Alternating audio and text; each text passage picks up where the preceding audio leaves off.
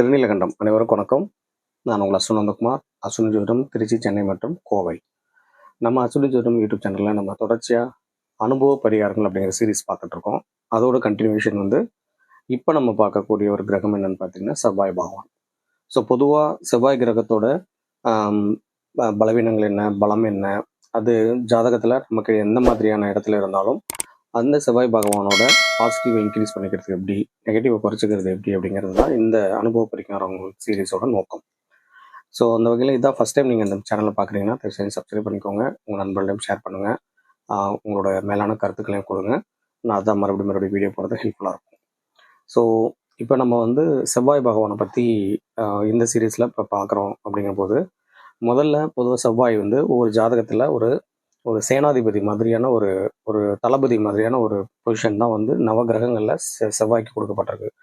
பொதுவாக ஒவ்வொரு கிரகத்தோட சூரியன் கேட்டிருக்கு, கேது பலம் இல்லை, இந்த மாதிரி சொன்னாலும் கூட செவ்வாய் பகவானை மட்டும் எப்படி சொல்லுவாங்கன்னு பார்த்தீங்கன்னா, செவ்வாய் பகவான் ஒரு ஜாதகத்தில் கேட்டிருந்ததுன்னா செவ்வாய் தோஷம், இந்த ஜாதகமே தோஷ ஜாதகம் அப்படின்னு சொல்லிடுவாங்க, சரிங்களா? ஸோ அந்த அளவுக்கு செவ்வாயோட ஒரு இம்பார்ட்டன்ட் ரொம்ப முக்கியம். ஆப்வியஸாக 9 கிரகங்களோடைய பாசிட்டிவ் நமக்கு தேவை.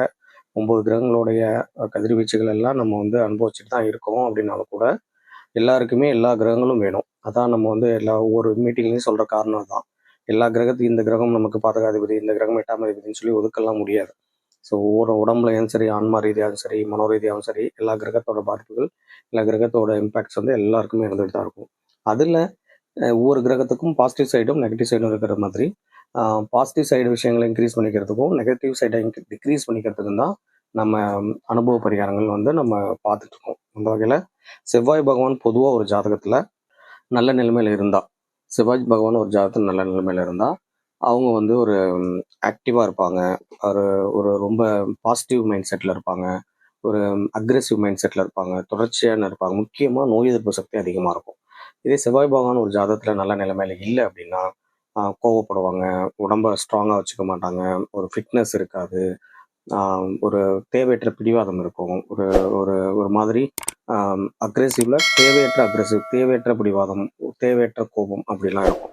ஸோ இதுதான் செவ்வாய் பகவானோட இம்பார்ட்டண்ட்டில் ஒரு முக்கியமான விஷயம். பொதுவாக செவ்வாய் பகவானோட காரகங்கள் என்ன, அவங்க இந்த செவ்வாய் பகவானோட பாசிட்டிவ் சைடு என்ன, செவ்வாய் பகவானோட நெகட்டிவ் சைடு என்ன, இது எல்லாத்தையும் கிளப் பண்ணி செவ்வாய் பகவானோட நம்ம ஜாதகத்தில் செவ்வாய் பகவான் எங்கே இருந்தாலும் அவர் அதிகமான நன்மைகள் தரக்கூடிய அளவுக்கு நம்மளை மாற்றிக்கிறதுக்கு என்ன செய்யணும் அப்படிங்கிறதான் நான் வர ஒவ்வொரு சீரீஸில் வர அனைத்து வீடியோஸ்லையும் ஒன்றா வரிசையாக பார்ப்போம்.